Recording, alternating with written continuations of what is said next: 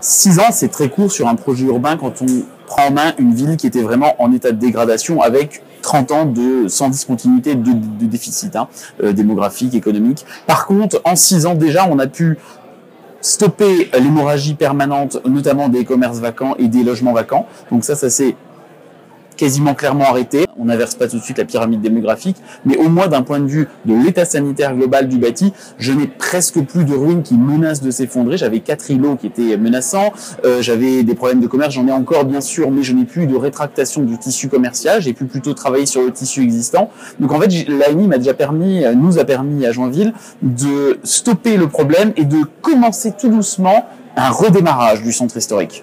Sur quel axe, hormis le bâti, vous avez travaillé? Bâti, commerce? Bâti, commerce, patrimoine et espace et équipement public. Et je dis bien les deux ensemble, puisque l'espace public, souvent, on s'en occupe, parfois d'ailleurs avant l'habitat, ce qui, de notre point de vue, était une erreur parce qu'il y avait déjà une enveloppe à sauver. Mais par contre aussi les équipements, même si on n'a pas toutes les compétences sur les équipements qui parfois sont transférés aux intercommunalités, voire pour le collège ou le lycée relèvent d'autres collectivités, d'avoir au moins un regard sur le fait qu'elles soient maintenues, remis en état, voire relocaliser ou localiser, je pense à la maison médicale par exemple, en cœur de ville, puisque on sait aussi que c'est la recréation de flux qui permettra peut-être d'irriguer certains commerces. Donc on a pu travailler aussi sur cet axe-là qui était important pour nous.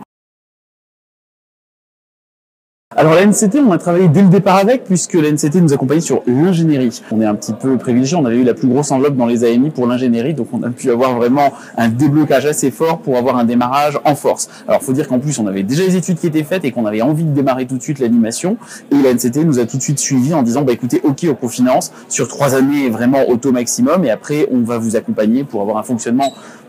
L'idée c'était de dire on ne pourra pas toujours vous aider à fond, mais à terme on veut que vous ayez ce fonctionnement en interne permanent de regard sur l'urbanisme et le cœur de ville.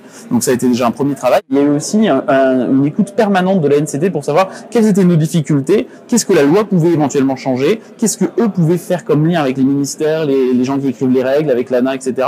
pour faire en sorte de mettre de l'huile dans les rouages en ayant toujours quand même des équipes qui avaient la modestie de savoir qu'il y avait des difficultés, de nous dire on ne pourra pas tout régler et on essaie de faire remonter le maximum. Mais voilà, on avait l'impression d'être dans une écoute privilégiée directement depuis l'agence.